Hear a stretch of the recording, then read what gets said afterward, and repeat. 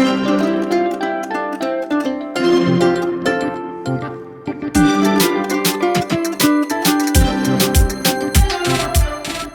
Everyone, welcome back to my channel. तो आज आम बरकोली आचार करवा जोटा कि खट्टा मीठा बरकोली आचार। तो ये बरकोली सीजन आमर सरी आसुची, तो बरकोली जहाँ भी मार्केट रे मिलुची ताको आनिकी भल भाबरे आमे सुखई दबा फास्ट। तो देखि पारुथिबे सुखई सारला परे कोली आचार टा बहुत टेम्पटिंग लागे, बहुत दिन पर्यंत मध्य स्टोर हेकी रही परिबो। तेबे आसंतु प्रिपेयर करिबा खट्टा मीठा बरकोली आचार। तो फास्ट आम बरकोली को सुखई नबा। तो मुझे कही बरकोली को यही भाव में सुखई ने जमती कि पूरा सुखी जीव आउ जमती आपन चाहिए दर से माने जमती सुखा भी कर परिबे, जमती कि पुछ पुछ होतुबो कोळीटा जे पर्यंत से पर्यंत भी मध्य कर परिबे। तो सुखेले तार बहुत दिन पर्यंत रही भी पारिबो और टेस्ट मध्य बहुत भल आसीबो। तो एबे मसला प्रिपरेशन करबा। तो मसला पई गोटे कढ़ी को गरम करके सेतरे गोटे चम्मच बड़ चम्मच जीरा ऐड करबा। तापरे जुआनी किछि ऐड करबा। तो जीरा ठारू जस्ट टिके कम जुआनी नेबे। तापरे एथरे मेथी दाना ऐड करबा।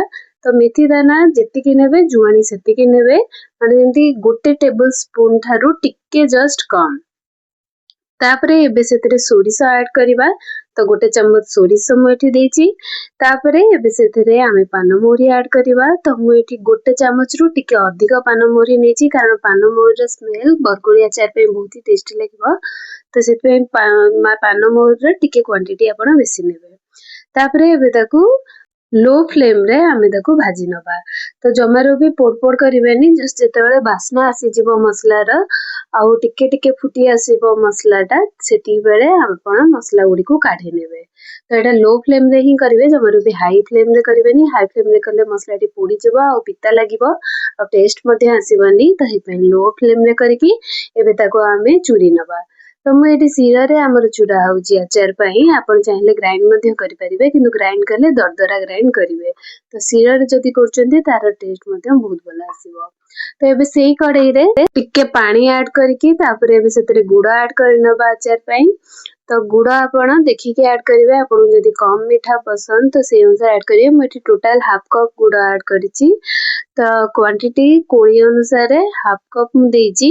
तो आपण चाहिले एटा को कम बा बेसी मध्य करि परिबे। गुड़र क्वांटिटी बेसी हेले मध्य किछि खराब लागिवनी, तार ग्रेवी टिके बेसी हेइ जिवो, जोटा कि आपण खाइबा बेले मध्य यूज कर परिबे। तो एबे सेतरे किछि तेंतुली आमे ऐड करबा। तो तेंतुली एटा पल्प खाली। तो तेंतुली रे मु मंजी ऐड करिनी, तो मंजी को बाहर करिकी तार पल्प गुडी का ही केवल ऐड करिवे। तो तेंतुली निश्चित भाव रे ऐड करिवे, कारण तेंतुली ऐड करिया द्वारा तार टेस्ट बहुत ही माने बढ़ी जाय थाए। कोळी अचार रो टेस्ट बहुत माने जेमति कि तार डबल टेस्ट हे जाय।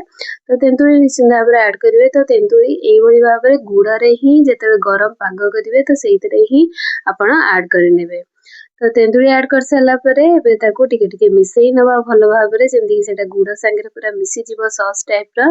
तापरे सेथिरे हमर जो सुखा आइतिबा बरकोली को सेथिरे एबे ऐड करि नबा। तो कंचा बरकोली केबे भी ऐड करिवेनी, सुखेकी ताको भल भाव रे ऐड करिवे, जेमति कि तार मॉइस्चर सब पळैतिबो। तो एबे ताको भल भाव रे गोळेई नबा। तो गोळेई सारला परे गैस रो फ्लेम को लो रे रखिबा, जमारे भी हाई फ्लेम रे रखिबेनी, नले सेटा गुड़ाटा पाग हेजिवो जहा कहिथिली।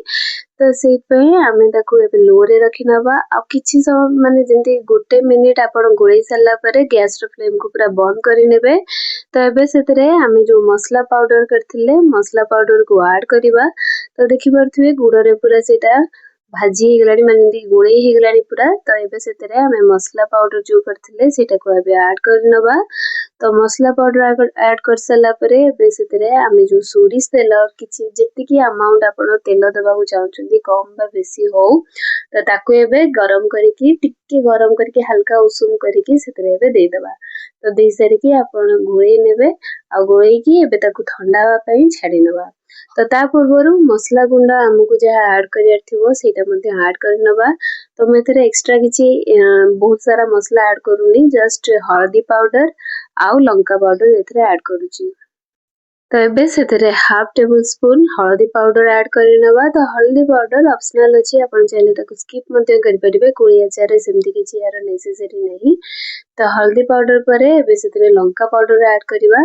तो लंका पाउडर आपण ऐड करले सेटा पूरा टिके टिके राग लागिबो आ खट्टा मीठा रे टेस्ट आसीबो। तो मिक्स हेकी बहुत ही भलो टेस्ट तार एनहांस हेकी आसीबो। तो एई भली भाबरे आमे सेतरे ऐड करनवा। तापरे एबे आवश्यक अनुसार लूण ऐड करनवा। तो लूण आपण स्वाद अनुसार देबे आ ता स्वाद अनुसार टिके बेसी देबे लूणटा। तो लूण एबे 2 रु 3 चम्मच आमे ऐड करनवा। तो लूण बेसी ऐड करले आचार बहुत दिन पर्यंत रही थाए। तापरे एथरे आपण चाहिले विनेगर मध्ये ऐड करि परिबे बहुत दिन पर्यंत रखिया को। आपण जदि चाहिबे ताले सेतरे विनेगर मध्ये ऐड करि परिबे। तो विनेगर ऐड करियार थिले 2 टेबल स्पून एथरे विनेगर ऐड करनेबे। तो बेसी ऐड करबेनी कारण एटा घरोई आचार। तो हमकु माने विनेगर बहुत ऐड करबा किछि भी नेसेसरी नहीं। तो विनेगर को आपण चाहिले स्किप मध्ये करि परिबे। तो मु विनेगर एतरे स्किप कर दोछि कारण एटा जल्दी ही आचार सड़ जिवो। आचार माने एते टेस्टी लागे ते आपण बहुत टाइम पर्यंत एको स्टोर मध्ये करि परिबेनी। जल्दी जल्दी आपणकर ए आचारटी सड़ जिवो। तो सेतपे देखि परथिबे एबे हमर कोळी आचारटी पूरा रेडी हे जाईछि। एबे ताको आमे आराम से गोटे काचो डबारे स्टोर करके बहुत दिन पर्यंत रखि परिबा। तो सब बेले आचार को काचो डबारे ही स्टोर करि रखिबे। आ को जेकोसी माने जेमति कि प्लास्टिक हो कि अन्य बासन रे स्टोर करिबेनी, केवल काचो डबारे ही स्टोर करिवे।